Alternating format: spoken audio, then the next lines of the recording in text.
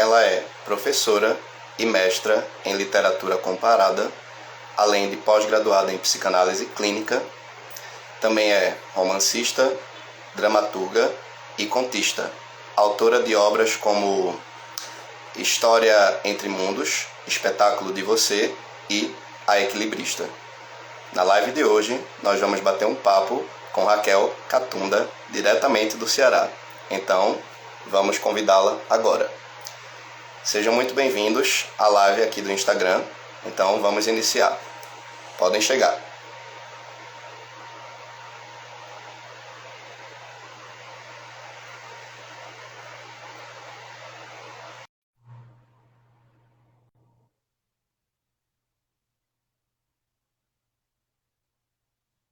Boa noite a todos.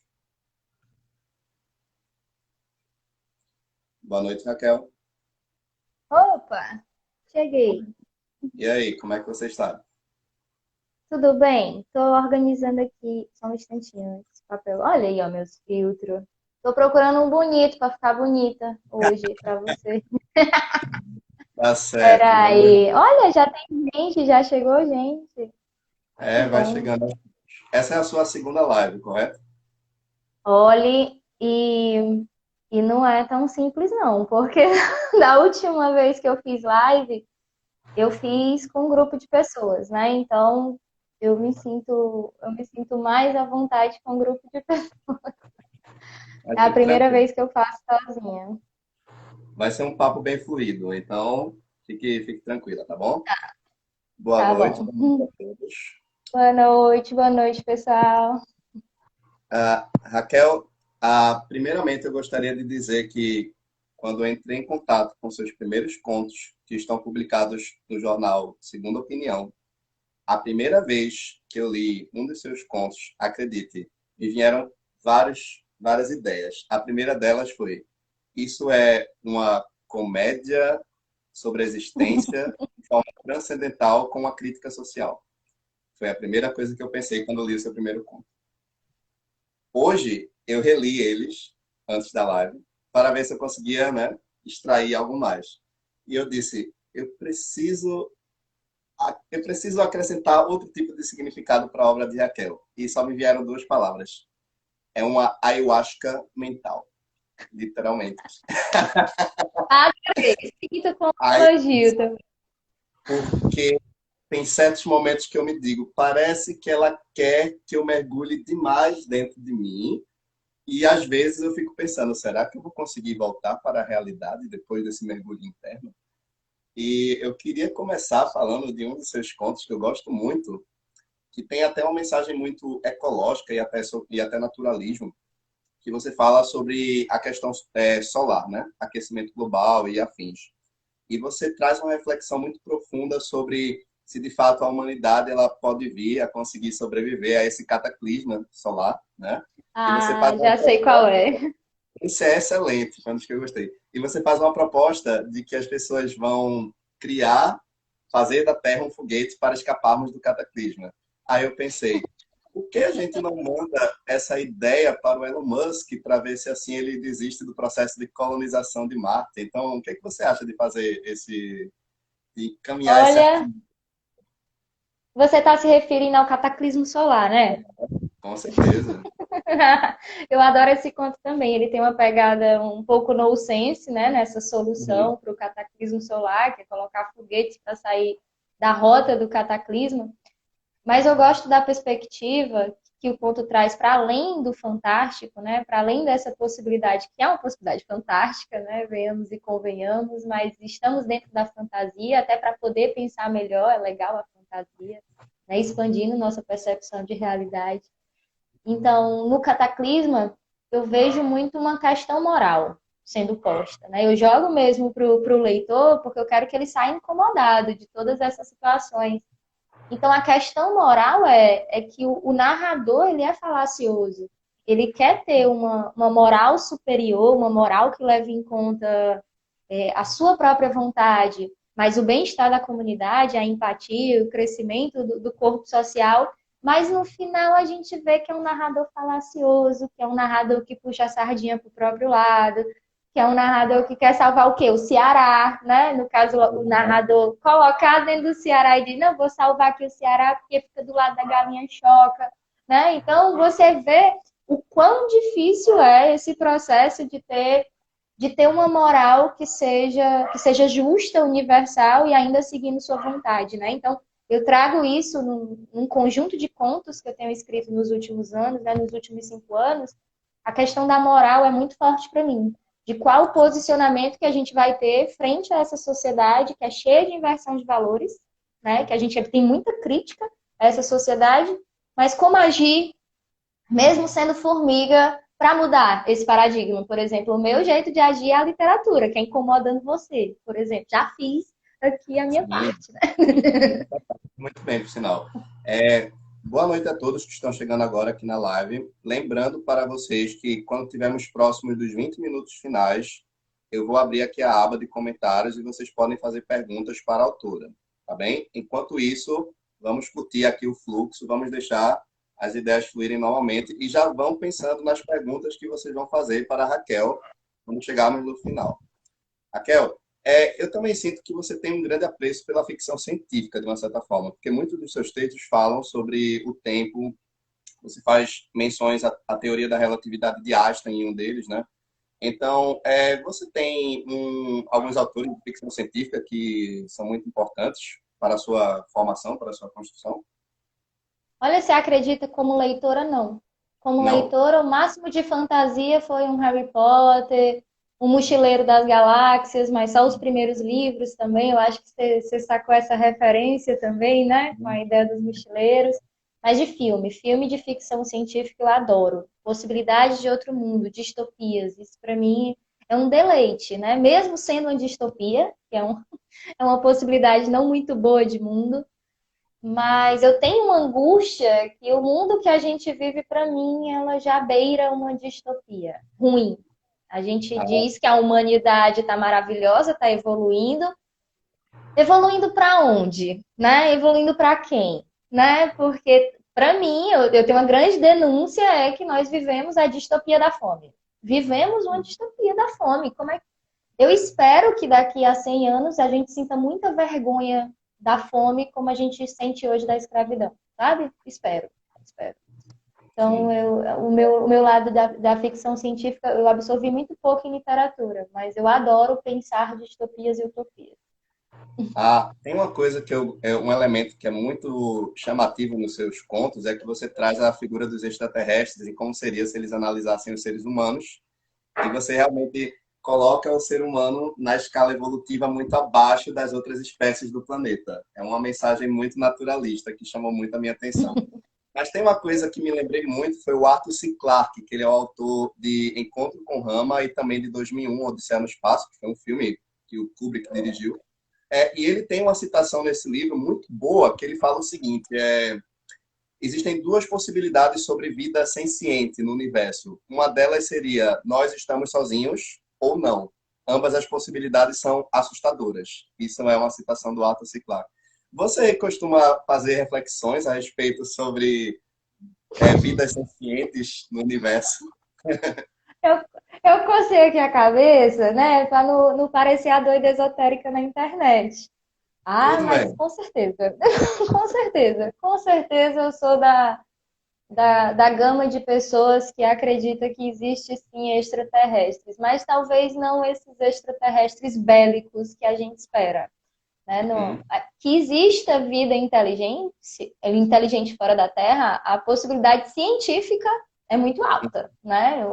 Hoje a ciência de ponta é que existe, embora não tenhamos registros de nenhuma civilização. Então, quando eu penso em extraterrestres, eu não penso naquele do cinema que vem invadir.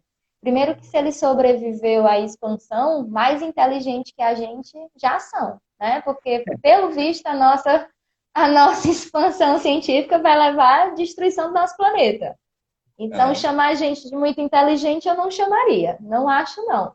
Então, se existe uma outra espécie em outro planeta que conseguiu se desenvolver ao ponto de crescer tecnologicamente para chegar até nós, para mim eles estão de parabéns e deve ter um mínimo de crescimento maior do que o ser humano. E digo crescimento espiritual mesmo.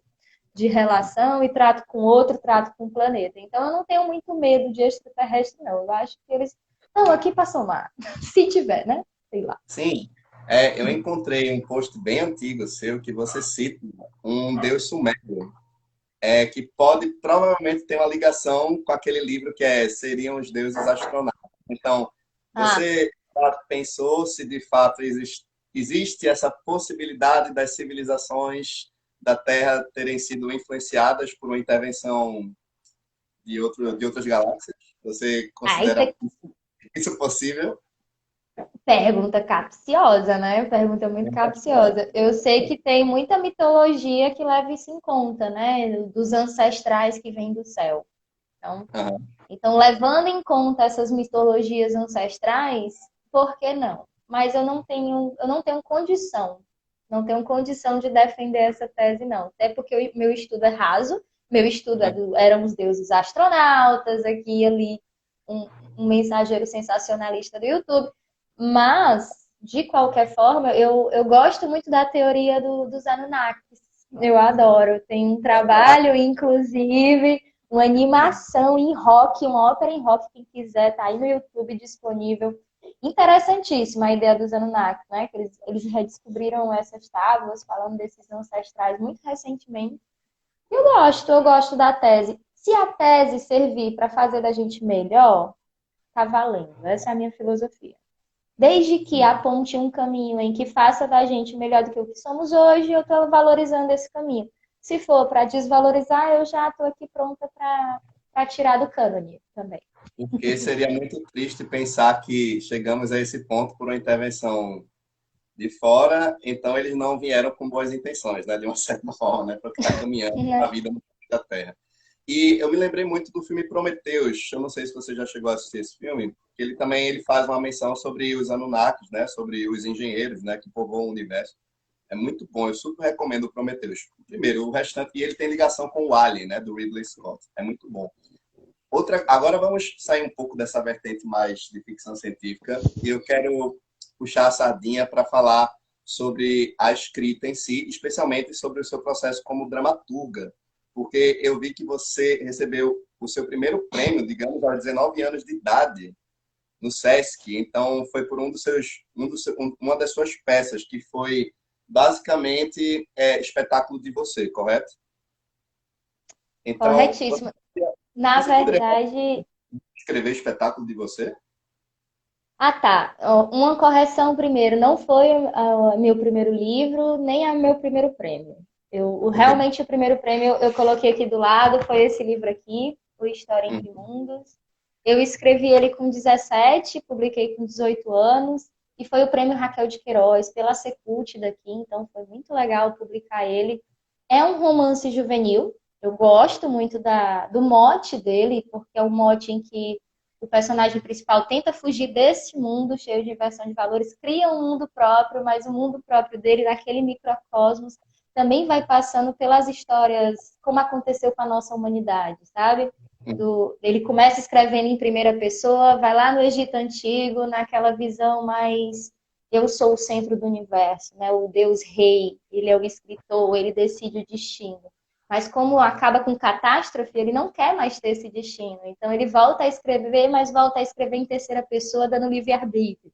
Mas dando livre-arbítrio, nada acontece como ele queria também, né? Então ele vai passando pelos episódios da história da humanidade. E quando eu penso no meu eu de 18 anos, eu estava num conflito muito parecido, de não entendi onde a gente errou. A gente errou no dinheiro, a gente errou na propriedade privada, a gente errou no trabalho, na mais-valia, onde a gente errou. Então, eu suscito essas questões, mas eu suscito essas questões com a cabeça de uma menina de 17 anos. Então, hoje eu tenho muita vergonha da linguagem, eu precisaria atualizar até para recomendar para este meu público. Mas a peça foi escrita um ano depois, que é essa aqui, O Espetáculo de Você, é um livretinho. Era realmente um prêmio do Sesc Nacional. Eu fui representando o Nordeste, fomos 5 ganhadores, cada um representando um estado, né? E a minha peça Espetáculo de Você, ela é como se fosse uma coletânea de sketches, claro, trazendo essa crítica para o espectador, né? Sempre os personagens saem da plateia. Ela chegou a ser encenada 2 vezes já, por um professor de geografia lá do Mato Grosso do Sul. Ele colocou no projeto de teatro dele. depois foi para o norte, lá para Santarém, então já foi publicada ela em teatro, em peça mesmo, 2 vezes. Não pude assistir nenhuma das duas, só em DVD, mas eu gosto muito, é uma peça que eu tenho orgulho, ela está disponível aí em PDF para quem quiser ler. E ela, na verdade, ela é um presente para uma pessoa muito querida que já faleceu. E aí eu queria dar esse adendo do momento de choro, porque muito recentemente a gente perdeu a Rosa da Fonseca, que era uma Hum. personalidade aqui no Ceará, da luta da mulher e da emancipação humana. A Rosa e a Sandra Helena faleceram há pouco tempo e elas compunham um grupo chamado Crítica Radical aqui de Fortaleza, que é um grupo que faz uma crítica não só ao capitalismo, mas a essa sociedade de inversão de valores que coloca o ser humano em segundo lugar para privilegiar a abstração do dinheiro, né? Então, neste grupo que eu fiz parte, nos meus 17, 18 anos, eu tinha muito imaginário de fazer esquetes teatrais para a gente levar para a Praça do Ferreira, que é uma praça no centro da cidade, para poder dialogar com a população. Era um grupo que, embora muito querido, ele tem uma linguagem de difícil acesso para a população. Então, a vontade de fazer peça de teatro foi um presente para Célia Zanetti, também já falecida, que participava do grupo, e ela queria uma trupe. E eu fazia peças para ela, para a gente levar, sabe? Então, é muito afetivo eu ter reunido essas peças e ter ganhado esse prêmio. Para mim, é muito importante. Marcou bastante. Vamos falar um pouco também sobre A Equilibrista. Sobre o que se trata também essa outra obra sua? Nossa, o A Equilibrista foi esta coletânea que foi muito pertinho também, foi com 18, 19 anos, eu tava com tudo, eu tava mandando os textos para os festivais, tudo, e ela foi para uma coletânea do Ideal Clube daqui, uma coletânea de contos. O Equilibrista é um olhar sobre o afeto, né? O se equilibrar, principalmente a metáfora da lágrima se equilibrar. Sabe, a lágrima que não cai, aquele afeto que está na iminência de cair, mas você é equilibrista daquela lágrima. Então é um conto mais afetivo nesse sentido. Gosto muito também. Mas eu fiquei uns 10 anos sem publicar nada, sabe? Até que eu recebi o convite do jornal e voltei a essa exposição de tentar me colocar como escritora também. Uma curiosidade, e com relação aos seus contos, eles foram publicados até alguns bem recentemente, correto? Você está Sim, trabalhando mais na parte de como contista, digamos assim, e menos como dramaturga, escritora.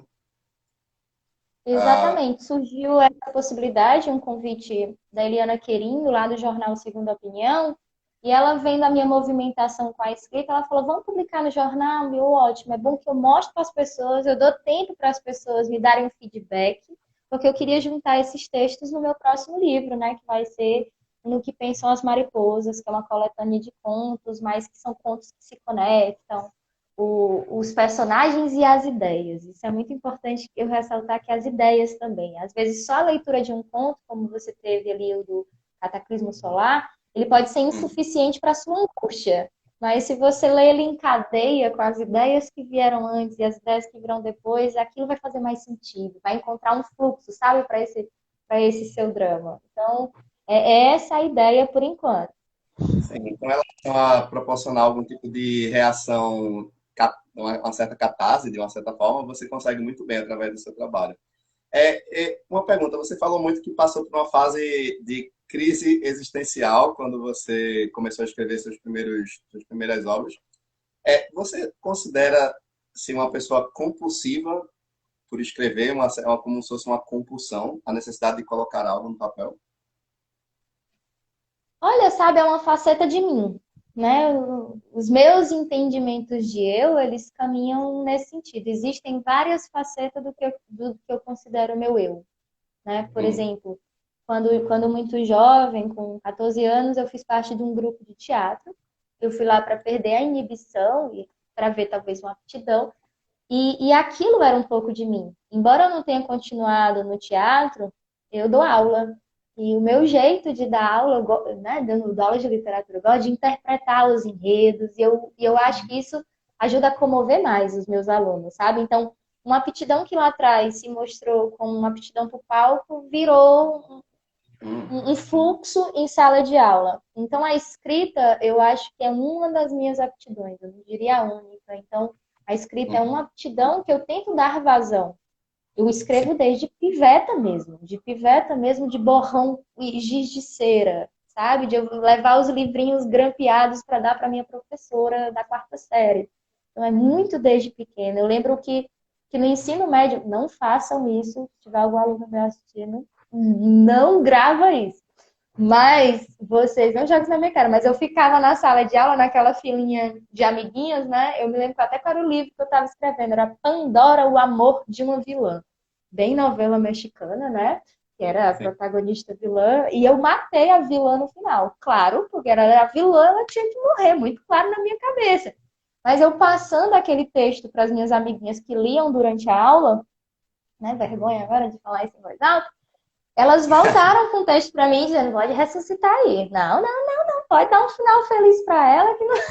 Então, assim, é muito parte de mim. Eu não vejo como não escrever. Mas agora, publicar é outro 500, né? É, Publicar é outra coisa, mostrar é outra coisa. Escrever, eu tô sempre escrevendo, mas mostrar.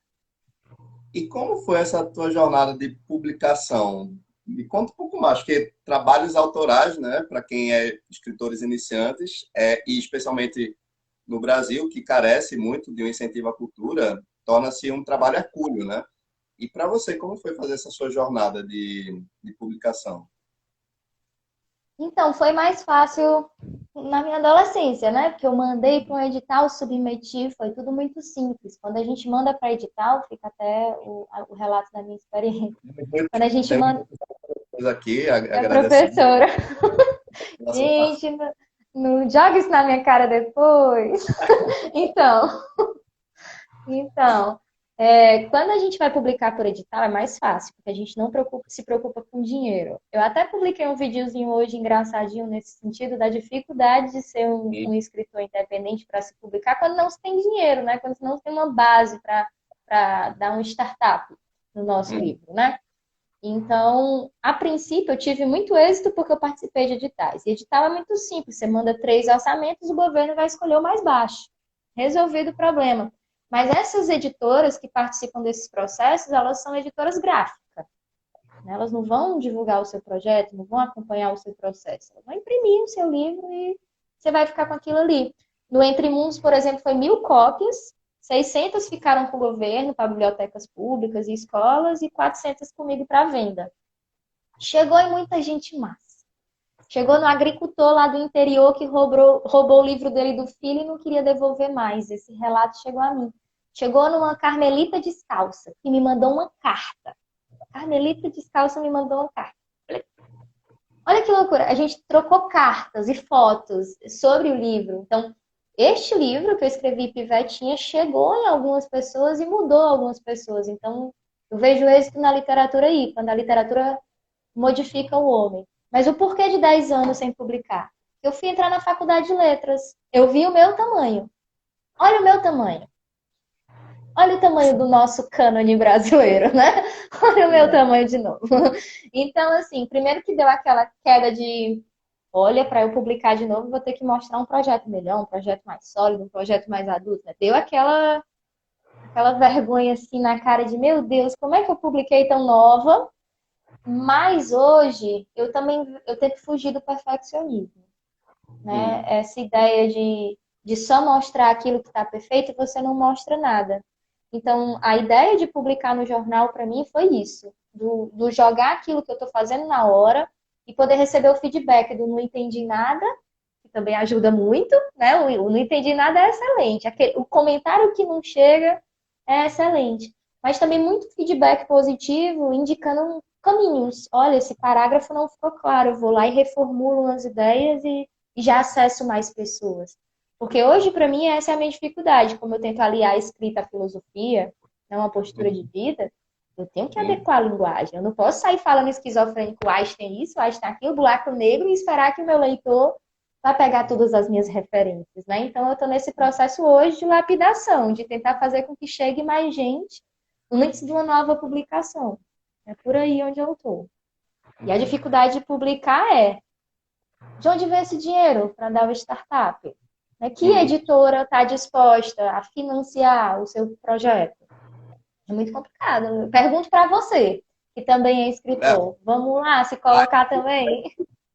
A maioria das vezes que eu mandei meus inscritos cobraram preços exorbitantes, várias editoras. E eu fiquei muito chocado. Eu disse, não, não tenho essa quantidade de dinheiro para fazer essa publicação, é impossível. Então eu tive que fazer muito esse processo de hoje. Estou cogitando aderir muito à parte digital, que no caso seria o e-book, né? E fazer uma publicação mais voltada nesse estilo, porque fica muito mais fácil, muito mais econômico até, do que através em mídia física, né? Então, eu diria que a mídia digital está tomando muita parte, né, para os novos escritores, de uma certa forma. Eu falo por mim. Sim, mas voltando a essa parte, eu também vi que você já estudou algumas coisas sobre a parte de empreendedorismo, de uma certa forma também, e até coisas voltadas para o mercado financeiro. Você já fez esse tipo de pesquisa de investimento para montar o seu, para publicar suas obras no Brasil? Então, dinheiro a gente só perde, né? Mas boa vontade e estudo a gente tem. A gente, a gente estuda e acompanha o mercado financeiro. Para deixar mais claro para quem está ouvindo, as minhas aventuras são em criptomoedas, não é no mercado tradicional. Assim, sim. Então, eu conheci o Bitcoin em 2017, quando teve um grande boom, né? Um ex-namorado que me apresentou. Mas desde então eu diariamente acompanho os gráficos, acompanho a leitura de gráficos, acompanho o projeto no meio do mundo. Hoje, em especial, nós estamos abaixo do chão, então é um Sim. ótimo momento de comprar, certo? Vocês compram agora, que é porque só a tendência a valorizar. Não tem erro. Então, Então, a brincadeirinha na criptomoeda, ela me rendeu o pagamento do meu curso de pós. Não foi ruim. sim.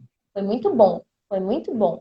Foi muito bom. Mas você entrar numa coisa assim, é aquele dinheiro que você não precisa. É aquele dinheiro que você coloca para tirar daqui a um ano, daqui a 2 anos, porque de fato é um mercado com grande instabilidade. Você lucra muito rápido e cai muito rápido. Você Então, tem que é estudar perigoso a nesse sentido. volatilidade, tem toda essa coisa de comprar na baixa, vender na alta, é todo um estudo, não é fácil. E Então, a cabeça da pessoa, olha quem tá mais ou menos adoecido de ansiedade, eu não recomendo, porque acaba com o seu juízo. É porque eu tenho um estilo de vida de investidor que é assim, eu só vendo quando eu lucrar 15%. Pronto, sim. resolvido. Então, caindo, eu tô de férias.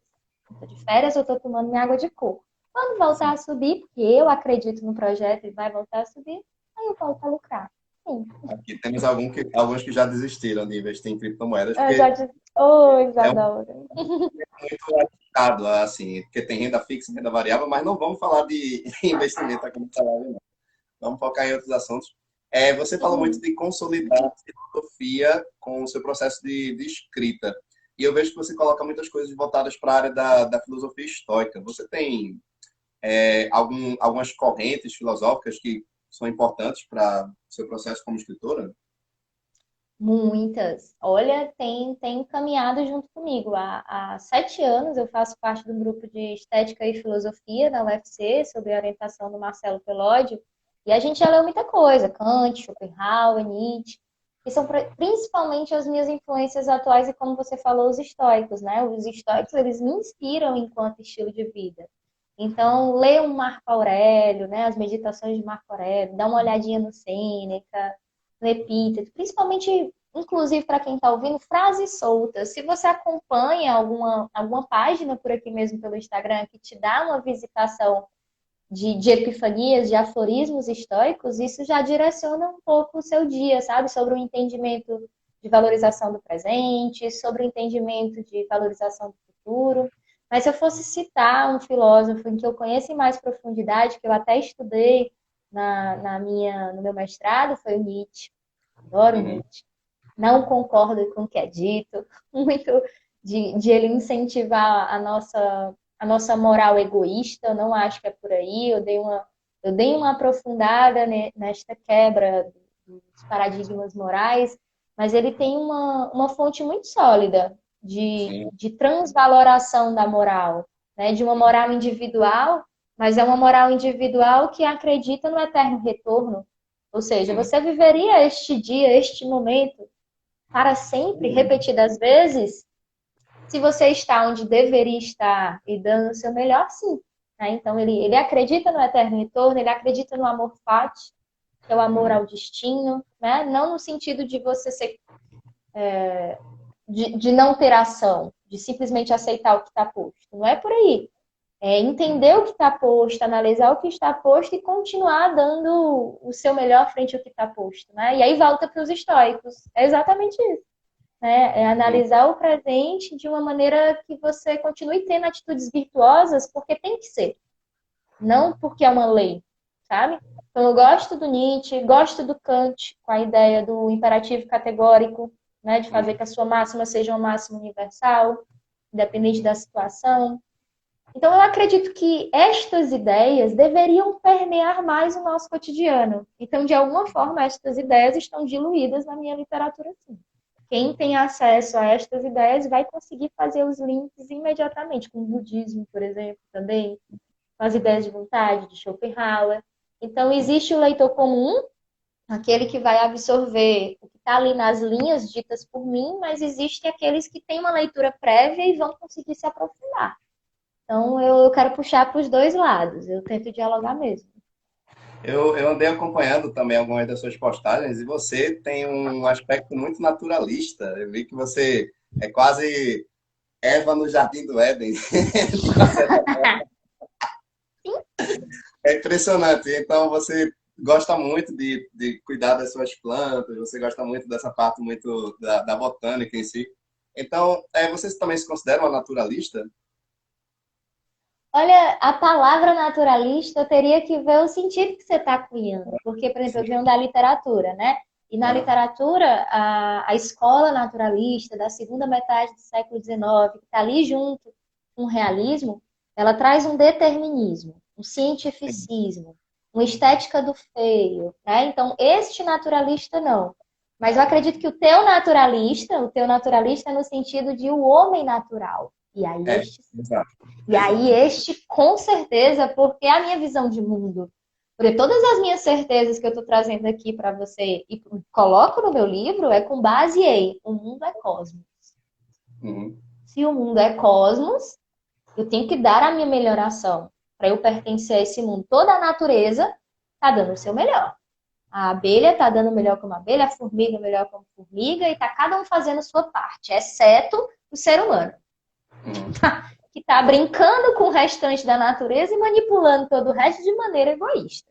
Então, Uhum. como eu vejo essa crítica ao ser humano, eu tento não seguir. De fato, eu tento não seguir. Eu quebro a cara e erro consideravelmente, sim, mas a minha tentativa é ser parte desse cosmos agindo de maneira coerente com ele, né? Tudo está evoluindo. Por que que a Uhum. gente não está evoluindo? A gente, enquanto indivíduo, tem que estar evoluindo. Esta é a minha ideia. Então, a psicanálise, inclusive, quando ela entra, mesmo a psicologia analítica, ela clama por essa coerência da psique. A gente nega o que a psique está dizendo, o que o nosso inconsciente está dizendo, a nossa tendência é sentir dor, é adoecer psiquicamente. Aí vem a ansiedade, vem a insônia, vem a enxaqueca. E aí, eu tendo esse entendimento de mundo, eu vou continuar agindo que nem ignorante? Não, eu vou tentar, né? Tentar, vale ressaltar, tentar agir de maneira coerente com o que espera a minha psique e de maneira coerente com o que eu entendo de mundo. Então, fazendo parte desse cosmos da melhor forma que eu posso ser. E aí inclui cuidar das minhas plantas, aproveitar o meu dia, aproveitar o sol. Todo animalzinho. Eu tenho uma cachorra. Sim. 7 horas da manhã ela tá no sol. Sempre foi assim. Eu reparei durante a pandemia. Eu digo, esse cachorro tá todo dia no sol e eu aqui na sombra fazendo o quê? Fui tomar sol com o cachorro. Então, semanalmente, eu tomo sol que nem faz todos os animais, porque parece que é importante. Se a gente for para a ciência prova que é importante. A respiração, a meditação, tá? A Sim. coerência com esse eu interior para não adoecer. Então, eu só tento não fazer ouvido de marcador. Eu tento, né? Tanto que citaram aqui o Carl Sagan também, que é um ótimo cientista, né? Carl Sagan tece muitas críticas também sobre a humanidade e tem um trabalho excelente. Aqueles que conhecem um pouco mais sobre Carl Sagan falem também. Sim, sabe uma coisa que me lembrou muito também, o que você falou, é o Dostoiévski. Mais especificamente, tem um conto dele que eu considero excepcional, que é O Sonho de um Homem Ridículo. Não sei se você já chegou a ler esse conto. esse conto, ele faz realmente esse processo do resgate através dos sonhos, né? Que também é muito trabalhado na psicanálise, porque conta a história de um homem que ele desiste de se matar porque ele tem um sonho, e nesse sonho ele descobre que ele é a serpente do Éden, do próprio sonho. Então ele percebe, eu sou muito mais parte do problema do que a solução para a humanidade. E então, quando ele desperta do sonho, ele percebe, não, eu vou mudar. O sonho faz ele tomar uma iniciativa, né? Uma decisão de mudança de vida. Eu vi que você também tem um grande apreço pelo Dostoiévski, né? Você coloca partes dos Irmãos Karamazov, né? E por aí. Tem outros livros dele que você gosta? Olha, eu fui formada em mesa de bar, né, por Dostoiévski. Assim, eu comecei frequentando ali. Para você que não mora aqui em Fortaleza, tem um bairro chamado Benfica, que eu cresci e me criei, e é um bairro universitário. Então você imagina, meio-dia da segunda-feira tem gente bebendo na esquina. Então é rodeado de bares e eu fui criada ali. Eu literalmente morei sozinha ali, fiz faculdade, fiz mestrado por ali. Então, a vida boêmia permeia muito minha trajetória. Então, o meu direcionamento até acadêmico é um direcionamento vindo da mesa de bar. Tudo começou com Notas do Subsolo, claro. Eu acho que é o pontapé inicial de Dostoiévski. E o Notas do Subsolo traz aquele personagem que ele é arrogante e amargo, porque ele vê todos de maneira inferior, menos ele que teve entendimento, né? E é legal a primeira parte do livro, porque ele traz essa forma ensaística de falar, né? E nesse ensaio ele fala que os homens de ação, né, que seria o homem comum que está tentando produzir, ele tem uma consciência inferior.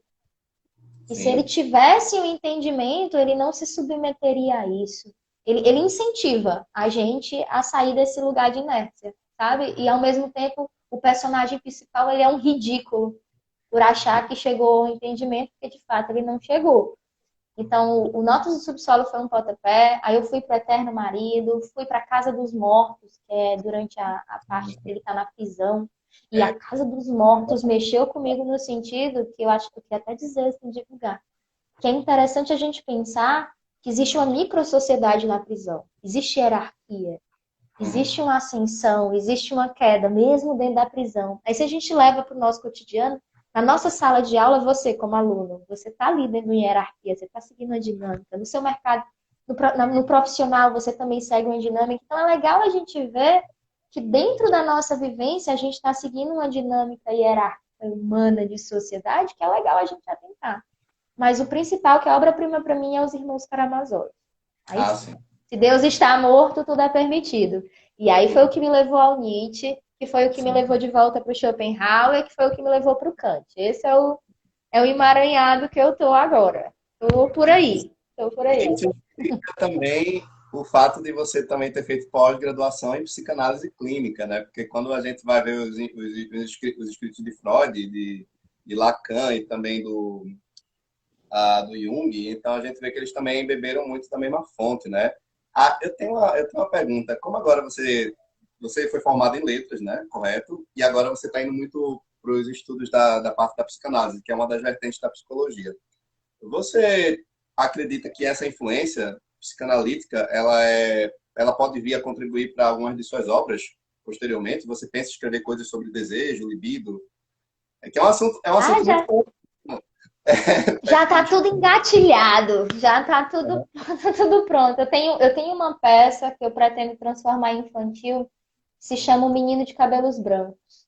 Ele tem Uhum. aventuras no seu quarto infantil e quando eu escrevi primeiro, os arquétipos que estão em formas de brinquedo, eles são muito genéricos e hoje eu pretendo fazer uma transição mais profunda na cultura brasileira. Por exemplo, a figura do indígena, dentro dessa primeira escritura que eu fiz, ela era estereotipada aos moldes românticos da nossa literatura. E hoje eu pretendo trazer a figura de um indígena xamânico, que faça essa orientação como é vista hoje. Hoje eu acompanho o Cacaueira, que é um índio indígena muito conhecido, eu vejo altos cursos de formação que ele jogou no YouTube, eu estou fazendo. Assim. Eu não tenho nenhum diploma, mas ele lança e eu assisto na mesma hora. Porque ele traz uma visão de que o pajé, o xamã, ele era esse psicanalista. Ele vai olhar a história, a sua história de vida, e analisar essa luta com a sombra. Você fala da cobra, Mas para o Jung, por exemplo, seria a luta com a sombra, você lidar com esse lado seu que você está ignorando. E você só vai continuar na sua jornada do herói depois que você matar esse dragão, né? Então, eu Exato. acredito que a literatura e a psicanálise, elas estão dialogando o tempo todo, né? Na jornada do herói, do Joseph Campbell, fala-se disso, né? Dessa jornada que, em outra linguagem, para o Jung seria a individuação. Então, eu vejo uma comunicação muito clara entre os dois segmentos. Eu acho que a análise, né, da psicanálise, ela contribui para a análise na literatura, então tem muitos trabalhos de pós-graduação nesse sentido, mas o contrário é muito verdadeiro. E isso não é tão falado, né? O psicanalista ele tem que estar em contínuo estudo, em contínuo aprendizado. E a literatura e a filosofia são ferramentas que são quase exigidas nesse processo, né? Para que você possa lidar com o outro, você tem que ter um entendimento sobre aquele processo. Então, a filosofia e a literatura são esses caminhos. Então, eu acredito que eu estou num caminho muito legal. Assim, eu já venho com essa bagagem aí da literatura e da filosofia um pouquinho mais Eu desenvolvida. consigo ver essa sua fase de transição, especialmente nos seus posts, assim, dá para sentir essa. Você está expandindo o seu próprio conhecimento, de uma certa forma. Pessoal, aqueles que estão acompanhando a live, agora eu vou abrir espaço para vocês fazerem perguntas para a Raquel a respeito de sua obra, ou curiosidades, inspirações, qualquer coisa relacionada. Então, o espaço é de vocês. Eu vou aqui prestar atenção. Enquanto nenhuma pergunta é feita, eu vou dar continuidade e vamos, né, expandindo mais o que a gente já está falando sobre. Deixa eu ver aqui se tem alguma. Não, por enquanto nenhuma. Mas podem ir pensando. Raquel, uma outra coisa que eu queria muito falar com você. Você diria que da parte de psicanálise em si, qual dos autores assim vem sendo um que lhe cativa muito mais no seu, não no seu processo de vida? Olha, Você tem algum, estamos algum... estamos com um problema, né? Porque eu fiz a pós em psicanálise, e a psicanálise é de origem freudiana, né? Então, o meu estudo dentro da pós foi para o lado freudiano, Melanie Klein, Lacan, por ali. E desse segmento, o que mais me encanta é o Lacan, até pelo trato com a linguagem, o trato pelo significante, né? De ver o significante quanto o real, o imaginário, o simbólico. Eu gosto dessa análise, eu gosto da abordagem terapêutica do Lacan, embora eu ainda não tenha um curso de formação nesse sentido. Então, Sim, para o próximo ano, eu pretendo sim fazer o curso de formação, porque com pós a gente não pode clinicar, viu, gente? Então, eu tenho que fazer o curso de formação direitinho e eu estou pensando em fazer o curso de formação orientada pelo Lacan. Mas o que eu gosto de pesquisar, o que eu estudo no meu momento de folga, eu estudo no sábado e no domingo, o que é meu intervalo é o Jung, é a psicologia analítica, que rompeu com Freud, né?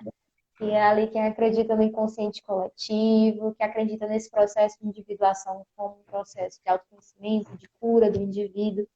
Então, eu estudo hoje, eu estudo num grupo de estudos Jung. Eu leio e consumo e quero pesquisar no doutorado é Jung. eu vou guardar um pouco isso que você falou, porque temos uma pergunta aqui que foi separada, que eu vou dar continuidade após essa pergunta Tá, ser feita. tá Isadora bem. Miranda, ela fez a seguinte pergunta. Você tem uma rotina de escrita ou escreve quando vem a inspiração? Você tem uma rotina de escrita ou escreve quando vem a inspiração? Qual seria para você? Olha, geralmente eu escrevo quando vem a inspiração, porque as minhas histórias elas vêm a partir do entendimento ou de um mote. Ou eu tenho um entendimento que eu quero transformar em narrativa, ou eu tenho uma narrativa, um estopim, um desfecho, e aí eu tenho que recuperar o que aconteceu antes desse desfecho. Então, eu trabalho muito com base na inspiração mesmo. Dificilmente eu sento para o labor de escrever, né? Então, nesse sentido, eu espero a inspiração vir, mas nos últimos tempos, como eu tenho trabalhado no meu livro, o tempo de folga é sentar e lamber o livro, é lapidar, é deixar as ideias mais claras e eu ainda estou nesse processo de lapidação. Eu não estou tendo o prazer de ter a folga, sentar e escrever sobre o que eu quero. É uma limitação nesse momento. Bom, nós temos mais duas perguntas aqui separadas. Elieldo, ele perguntou se você lembra do PNV na Universidade Federal do Ceará. Sim, foi o primeiro cursinho que eu dei aula, né? O primeiro cursinho de pré-vestibular, que foi o pré-vestibular da UFC. Claro que lembro. Dei minhas primeiras aulas de literatura por lá. Eu era monitora também. Então foi uma experiência muito legal. Um beijo pro pessoal do PNV. Pronto. Temos aqui Siddhartha Cavalcante, parente de Siddhartha Gautama. Como funciona o teu processo criativo? Existem temas que chamam mais tua atenção? Ah, com certeza. Ultimamente eu tenho trabalhado com esse processo criativo no desenho, né? Incentivada, inclusive, pelo Siddhartha, que ele é o organizador, coordenador deste grupo de segunda-feira sobre estudos junguianos. O nome do grupo é Contextos Junguianos. A gente trabalha o livro mesmo, vai lendo junto e debatendo junto. É muito legal o processo, todos estão convidados. E Uhum. por incentivo de Jung e do Siddhartha, eu tenho testado a imaginação ativa, né? De sentar na frente do papel, fechar os olhos um pouquinho, esperar uma imagem vir, e sempre vem. Isso é, isso é o mais surpreendente. E sempre vem um diálogo, sabe? Enquanto eu estou desenhando, há uma dialética entre as cores, os sentidos e os contornos, em que vai fazendo sentido o processo que eu estou passando. Eu acho isso de uma riqueza que aí depois eu fui reparar que isso também acontece com a literatura. Então, eu olhando para trás, tem um conto meu que é o Sumiço da Namorada, em Sim. que a namorada vai sumindo, vai ficando roxa.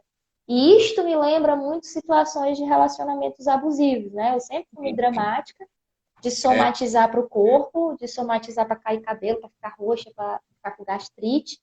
Então eu vejo que este conto em especial, ele também é um processo de cura meu. Ele veio de uma inspiração que precisava significar algo que estava dentro, algo que eu não estava comunicando, que é justamente aquela situação de que se um homem bate na sua cara, você pode dizer, poxa, sofri uma violência.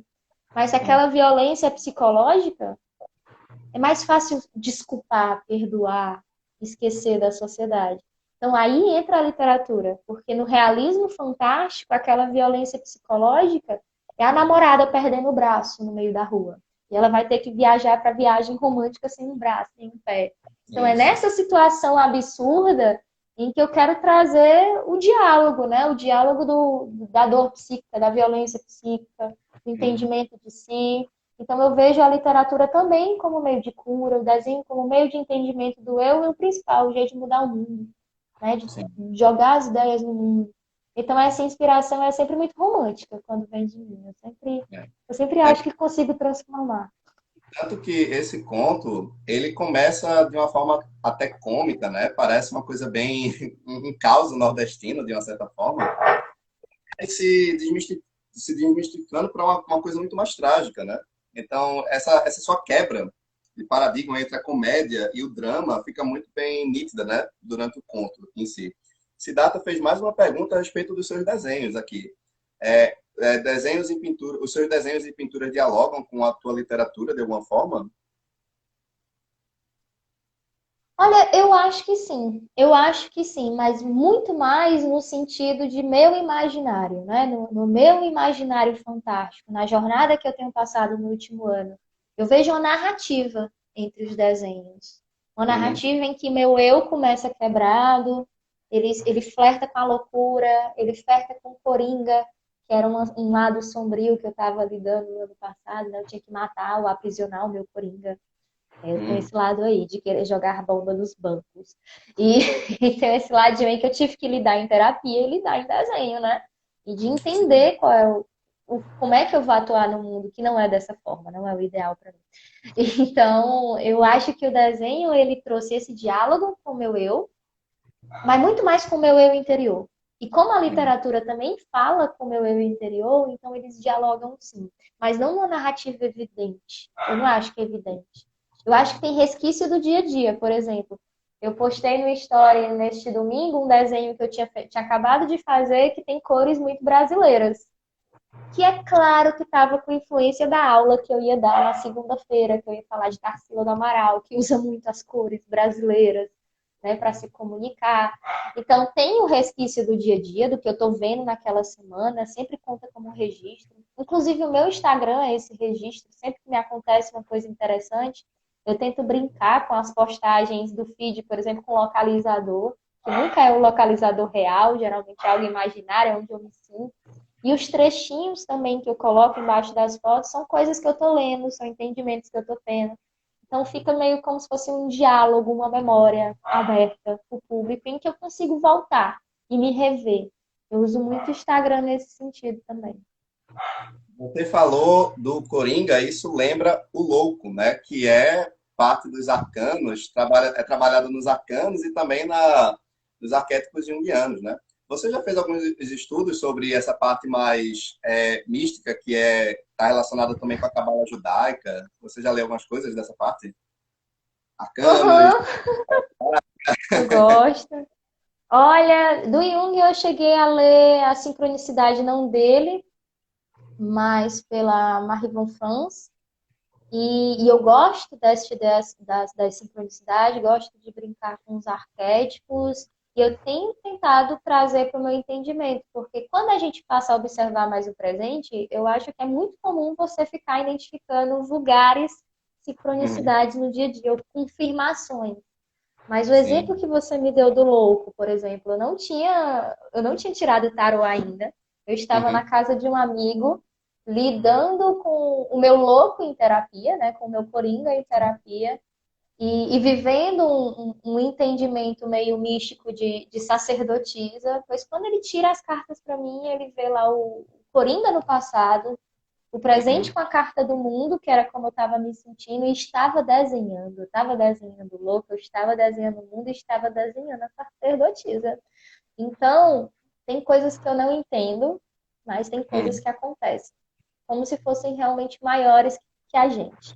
Então, eu não Sim. nego o lado místico, eu não nego o lado esotérico e pretendo investigar cada vez mais. Por exemplo, com meu companheiro, a gente tem leituras juntos, né? Grupos de estudos espirituais. A gente já leu desde o Caibalion, Helena Blavatsky, Santa Teresa de Dávila, né? Hoje a gente está lendo o Diário do Estoico. Então, assim, eu estou aberta para conhecer. Eu não posso fechar o conhecimento e o entendimento. Este é o ponto em que eu estou. Então, ando paquerando sim com a cabala judaica, ando Sim. paquerando com a teosofia e por que não, né? Eu estou ouvindo tudo. Todo mundo. E o que mais me surpreende é que está todo mundo dizendo parecido. Ah, Todo mundo dizendo parecido. Da ah, sim. mitologia, da mitologia ancestral, tem um entendimento, uma lição para além da narrativa que é parecido com as ideias dos gregos, que é parecido com o que a filosofia existencial traz. E está todo mundo tentando entender o mesmo ser humano, né? Exato. Então, esses diálogos são muito A importantes. gente já falou sobre isso antes, né? O Sansara, que vem do hindu, que Nietzsche também fala do eterno retorno. A gente já fez essas comparações. E é engraçado porque isso também casa com a mitologia comparada, né? Que existem, né? Que também está correlacionado com o inconsciente coletivo, essa ideia de que, na verdade, nós somos todos apenas um, de uma certa forma. Nós acreditamos na ideia de que somos separados do todo, mas nós somos o todo. E isso, para mim, é algo que é o que mais faz eu gostar de estudar as obras do Jung, de uma certa forma. Como você tocou na questão da mitologia, você tem algum tipo de, digamos, apreço por alguma mitologia específica ou várias mitologias? Você tem alguma em particular? Em particular, não. Eu gosto de estudar o que me aparece, o que me arrebata no momento, eu vou seguindo, né? Como se fosse um fio de Ariadne mesmo. Eu vou me embora. E Sim, eu sim. gosto de me aprofundar. Talvez da juventude, por ser acostumada a virar noites insone, e aí já sinal do meu adoecimento psíquico, vale ressaltar. Uhum. Eu mergulhava desde sem saber física básica, querer entender buraco negro, né? Sem saber. Então, eu sou muito desse tipo, eu sou muito desse tipo. Então, a mitologia me arrebata de maneira similar. Por quê? Porque o mito é um entendimento, né? Em forma de narrativa. Então, é um entendimento de uma sociedade. E se eu acredito que aquela sociedade estava desenvolvida ao ponto de ter um entendimento de vida, isso me importa muito estudar. Então, eu de vez em quando dou uma paquerada com a cultura céltica, com a mitologia egípcia, então, mas nada em que eu tenha notório saber, não. Não me aventuraria. Voltando à questão também da árvore. A árvore é um símbolo presente em várias religiões, né? A Yggdrasil dos nórdicos, judaica, né? A árvore da vida, a árvore do conhecimento, então é uma coisa muito simbólica. Eu fiz uma pergunta para a Luísa, acho que foi penúltima live que eu fiz a respeito de ancestralidade. Você já se interessou a respeito de conhecer mais sobre a sua parte ancestral? Já fez alguns estudos sobre isso?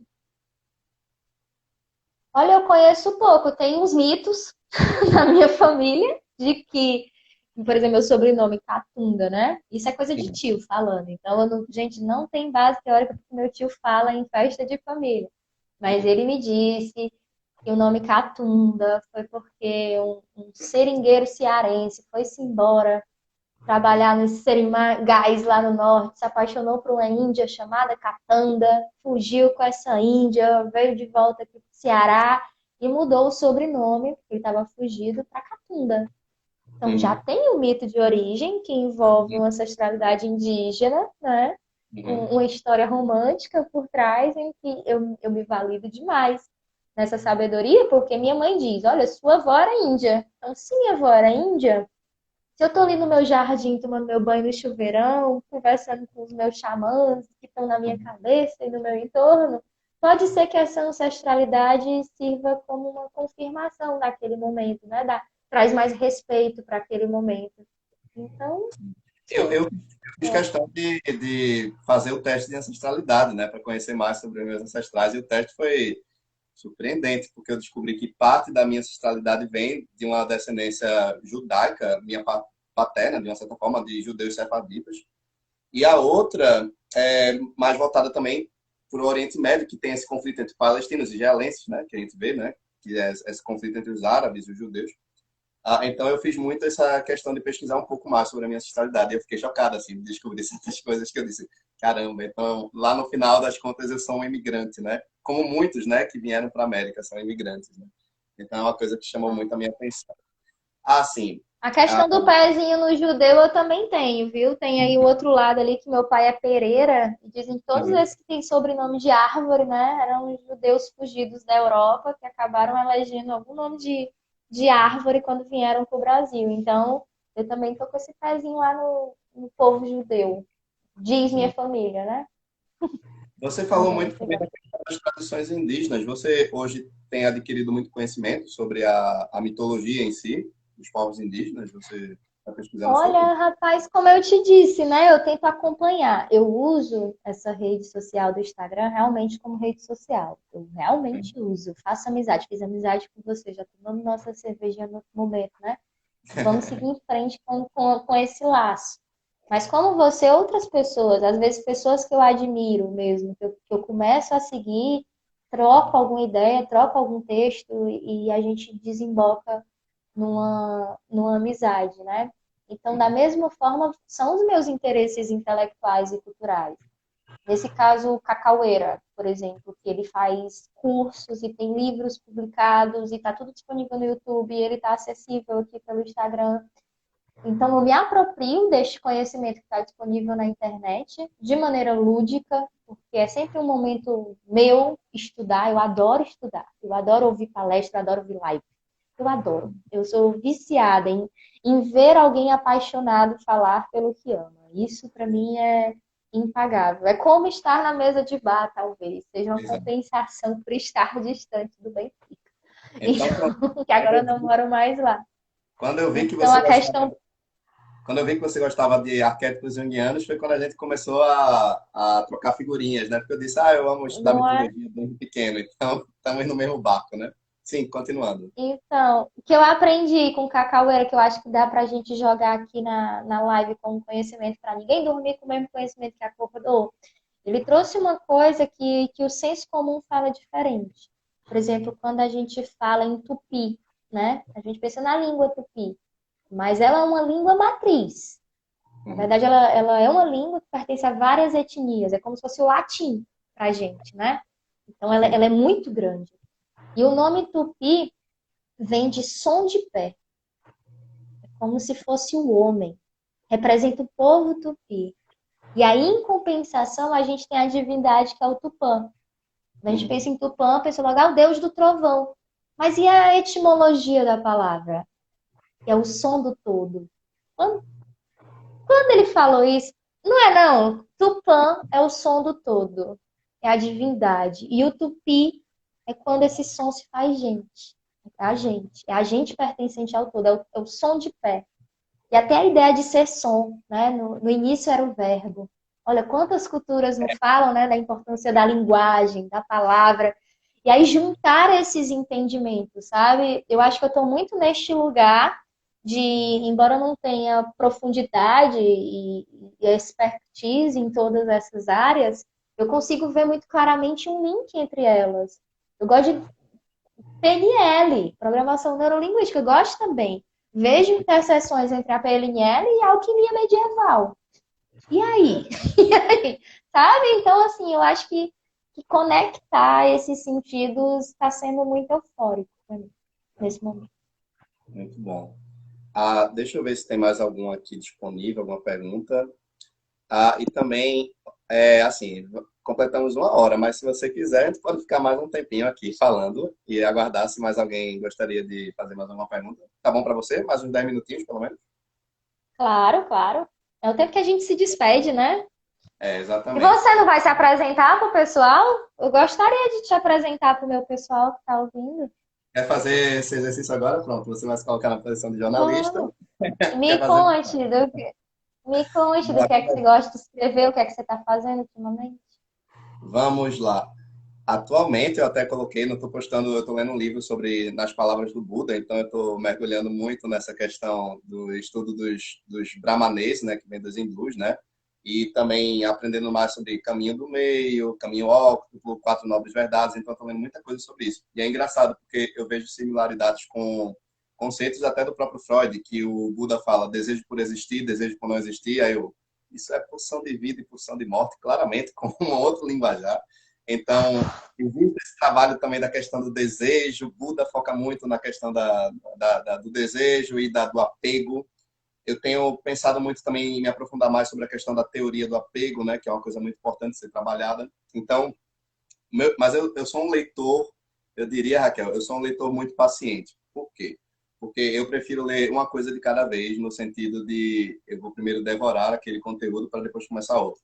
Eu já tentei ler vários livros ao mesmo tempo, mas você não consegue armazenar o conhecimento. Tem que ser uma coisa de cada vez. E isso tem sido muito útil. Então, atualmente, estou lendo mais sobre as tradições, tanto do budismo, voltadas também para... que ele trabalha questões do hinduísmo também no livro. E hoje eu estou escrevendo muito... Eu diria que a minha poesia eu classifico uma parte como existencial, em certo ponto. Eu também gosto de trazer elementos da natureza em muitos dos meus poemas. Aqueles que me conhecem já sabem que eu gosto de flertar também com isso. É muita parte mística, de uma certa forma, que trabalha os 4 elementos, né? Mas eu considero muito mais uma crítica existencial quando eu começo a escrever. E diferente de você, eu sou um escritor noturno, né? Eu sei que é um hábito terrível, mas é algo que eu preciso realmente sair um pouco mais, né? Desse processo, porque eu entendo o quanto o sol é muito importante, né? Então, eu estou sendo negligente, minha culpa. A Siddhartha, ele fez aqui uma pergunta que é: você vê alguma influência na arte de ensinar sobre o teu jeito de contar histórias? No caso, alguma influência na arte de ensinar e no teu jeito de contar? Na arte de ensinar, boa pergunta, né? Boa pergunta, porque na arte de ensinar seria o espelho dos profissionais que eu admiro, né? Hoje ainda eu tenho colegas de trabalho que são meu espelho na arte de ensinar, que eu procuro que seja, né? Que eu trago esta influência.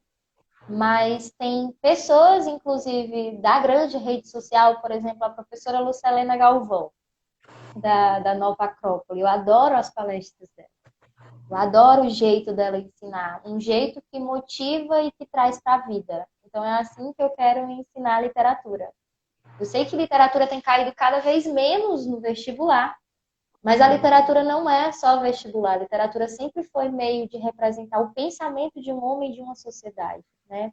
É um meio de trazer a arte para as palavras. Então, existem outros caminhos de acesso à literatura que fazem da minha profissão uma paixão. É uma paixão porque eu vejo os meus alunos encantados pelo que eu tenho a dizer. Então, que esse encantamento leve até as obras, isso é fantástico. Terminar uma aula e dizer, vou buscar esse livro, ou terminar uma aula e dizer, agora eu gosto de literatura, isso é impagável para mim. É o que me alimenta como professora. Tá na sala de aula e ver os olhos brilhando.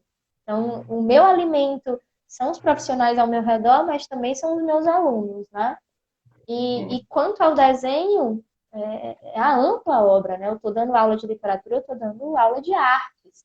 Então, eu passo pelo entendimento desse percurso da arte, que representa o belo, que é uma arte figurativa, o rompimento com a vanguarda, em que tudo é arte. Então, eu, como sou uma pintora contemporânea, eu estou no tudo é arte.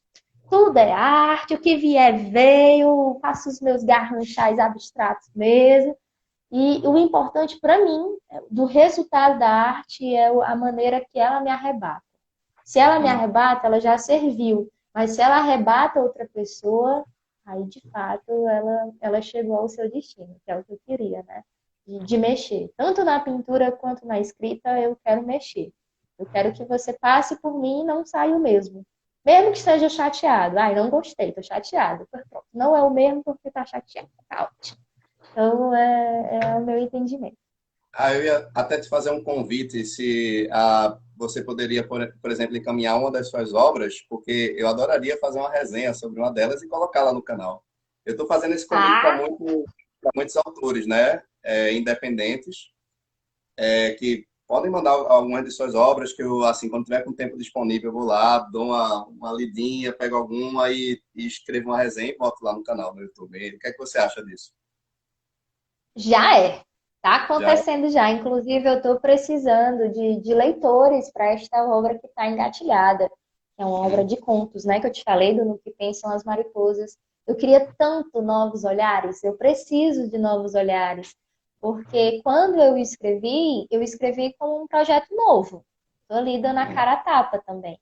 Eu estou no entendimento de literatura intuitiva, que foi pouco lapidada, então é o meu processo de cura, é um processo que vem, inclusive, com os modernistas. Recentemente, eu estava relendo o prefácio interessantíssimo do Mário de Andrade, que é o prefácio do Paulicéia de Esvairada, que é o livro que ele lançou no ano da Semana de Arte Moderna. Ele fala de uma escrita surreal, sabe? De uma escrita intuitiva, e de que depois a gente lapida. Então, eu acho que é um legado modernista isso de fazer a escrita intuitiva, vômito mesmo do inconsciente e deixar ela acontecer, mas eu estou na fase de vomitei. Agora como é que eu faço para todo mundo entender o que eu queria entender, né?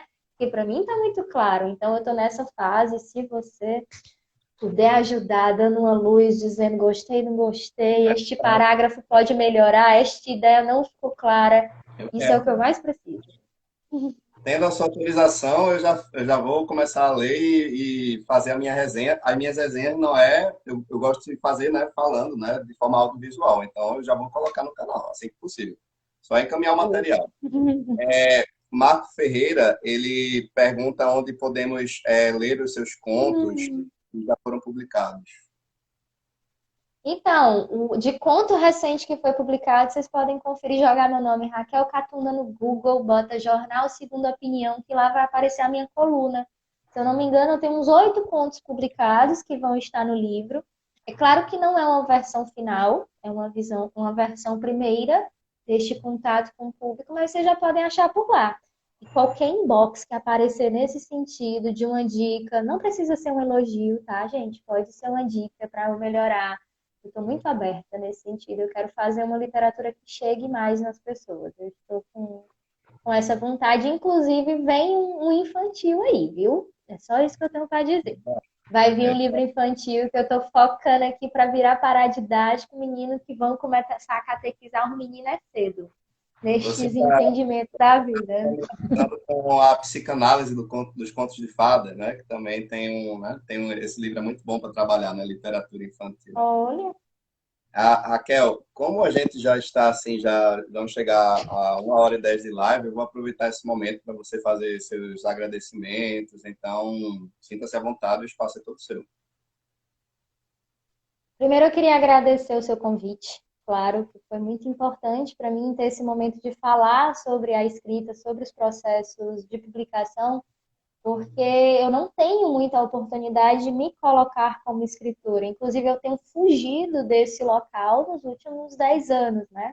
Então, foi depois da pandemia que eu resolvi colocar a cara a tapa, de dizer, sou escritora. Coloquei lá no Instagram, escritora, professora, pesquisadora, foi um movimento muito importante para mim. Então, estar fazendo essa live com você como escritora é um pontapé muito importante no meu entendimento do que vou fazer com isso de hoje em diante.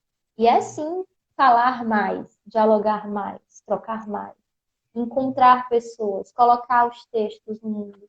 Então, primeiro eu agradeço a você, a presença de todo mundo que está aqui. Muito obrigada pelo apoio, meus grandes amigos estão por aqui. Sem vocês não seria ninguém, eu não teria motivação para estar fazendo o que eu faço.